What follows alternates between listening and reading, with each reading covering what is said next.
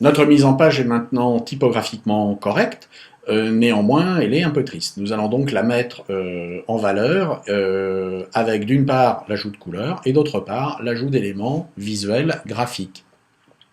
Pour la couleur, nous allons commencer par travailler avec un nuancier.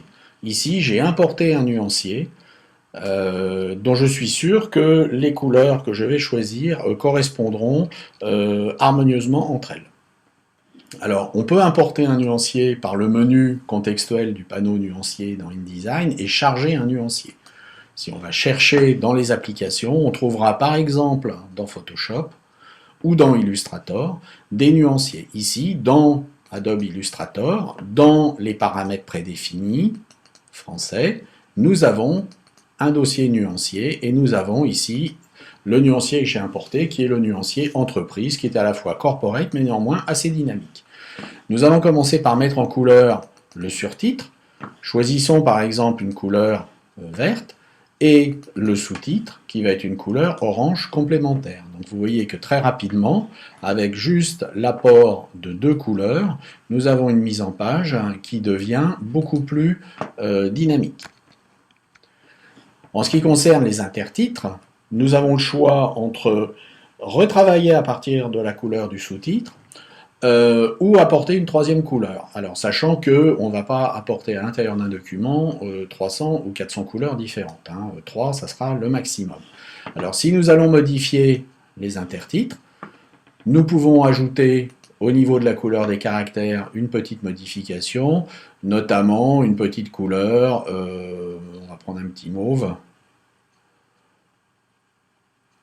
si on le trouve, voilà, ici on va prendre un petit mauve, et vous voyez nos intertitres vont être en mauve, donc on a augmenté ici la lisibilité, notre mise en page est extrêmement rigoureuse pour l'instant, mais nous allons compenser ça en, voilà, on va mettre ça en intertitre également en noir, de manière à gagner un peu de place, mais notre mise en page maintenant va être égayée par des éléments graphiques. J'ai préparé quelques éléments graphiques. Le premier élément graphique que j'ai préparé, il s'agissait de typographie, donc j'ai pris quelques textes, quelques lettres que j'ai saisies rapidement, et puis j'ai prévu un habillage. Donc vous pouvez prévoir un habillage, que ce soit dans Word ou que ce soit dans InDesign. Vous voyez qu'ici on a un habillage qui va tourner autour des caractères. Donc, si on regarde maintenant ce qui se passe au niveau normal, vous voyez que notre texte ne tient toujours pas. Parce que, tout simplement, la place qui a été prise ici par les caractères a fait chasser le texte. Donc, il va falloir reconsidérer notre typographie. Donc, on peut reconsidérer notre typographie. Au niveau des caractères de base, on était en 11 points, rien ne nous empêche de descendre en 10, voire en 9. Et puis de jouer sur un interligne légèrement supérieur. Un interligne normal pour 9 serait du 10,8. Donc on va passer en 12 ou en 11,5 de manière à augmenter la lisibilité par un interlignage agrandi. Et vous voyez que là maintenant, non seulement ça tient, mais on a encore de la place. On a tellement de place que on a les éléments qui sont nécessaires pour pouvoir, en réduisant ce bloc, installer en bas, par exemple, un encadré. Alors, on va quand même, au niveau du paragraphe standard, réduire encore un petit peu l'interlignage. Donc, 9, il nous faudrait du 10,8, donc on va se mettre en 11,5. Voilà, ce qui va nous permettre de gagner encore un petit peu de place pour notre encadré. Et vous voyez que notre mise en page est toujours sympathique, de plus en plus animée. Il ne reste plus maintenant qu'à ajouter l'encadré du bas. Pour l'encadré du bas, j'ai eu recours à une astuce. J'ai saisi un caractère qui est l'esperluette dans un bloc gris, et donc avec un ton sur ton, le texte est en gris sur un fond gris. Et cette esperluette en Baskerville, je me suis rendu compte que quand on le mettait en italique, elle était assez sympathique. Donc on va pouvoir positionner ce fond d'encadré dans le bas de la page, qui apparaîtra bien entendu très partiellement. Donc on va le faire apparaître ici très partiellement. On peut peut-être remonter encore un petit peu tout ça. hein, pour gagner un petit peu de place. Voilà, peut-être que là on va pouvoir remonter encore un peu. Non, on perd. Voilà. Donc ici on a notre esperluette qui nous fait un fond d'encadré qui va être tout à fait satisfaisant. Si je suis en aperçu, vous voyez, on a maintenant quelque chose qui est sympathique. Alors qu'est-ce qu'on peut rajouter? À l'intérieur de cet encadré, bien entendu, on aura du texte, et puis on aura également des images. Alors j'ai prévu une image que j'avais travaillée également au préalable, qui est une image qui a été regroupée dans InDesign, c'est-à-dire que la main est un fichier PNG transparent, et le A et les blocs gris sur lesquels se trouve le A ont été rajoutés dans InDesign. Tout ça a été groupé et nous avons ajouté également un petit effet sur la main d'ombre portée. Donc vous voyez que ici, on a maintenant quelque chose de propre.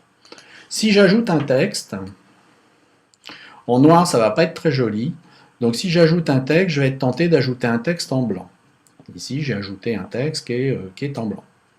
Alors un texte en blanc, sur fond gris c'est très bien, mais sur fond gris très clair, c'est beaucoup moins bien. Donc il va falloir mettre sous ce texte une semelle, qui ne sera pas un bloc, mais un bloc transparent, que j'ai préparé, que voici. Donc ici nous avons un bloc, qui est un bloc transparent, sur lequel j'ai ajouté un effet. On va regarder les effets. Vous voyez que dans les effets, ici, le mode de fusion est un mode de fusion par différence et une opacité à 60%. Ce qui explique que lorsque je vais rapporter le bloc sur le gris, il va me gérer des pixels par différence. Donc on aura un effet qui va être un petit effet de couleur qui va être assez sympathique pour soutenir le texte. Voilà. Alors bien entendu, ce bloc, il va falloir le positionner sous le texte. On est bien d'accord.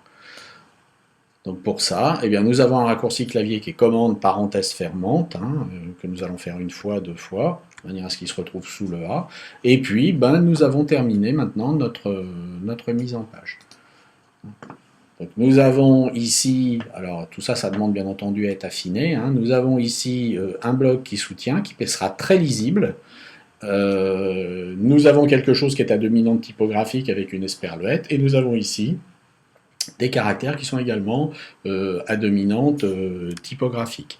La lisibilité est excellente, on va pouvoir lire correctement le texte. C'est pas parce qu'un corps est petit qu'un texte n'est pas lisible. Ce qui fait lire le texte, c'est l'espace qui circule autour et les entrées visuelles. Donc ici, vous constatez que le petit retrait que nous avions prévu fonctionne très très bien. Si on voulait peaufiner, on pourrait éventuellement mettre la lettrine en couleur. Alors, quelle couleur? C'est à vous de voir, à vous de choisir. On peut essayer différentes choses. Par exemple, dire, on va la mettre ici de la même couleur que les intertitres, ou au contraire, on va jouer sur une tonique avec, par exemple, l'orange. Et puis on peut décider que le N, il est très bien en noir, si on le veut. Donc vous voyez que très rapidement, à partir d'un texte qui ne tenait pas, non seulement nous l'avons fait tenir, nous avons respecté les règles typographiques, et nous avons créé une maquette qui est très agréable à regarder. Je vous souhaite à tous de passer du bon temps et d'exercer votre créativité sur le logiciel de votre choix. À très bientôt.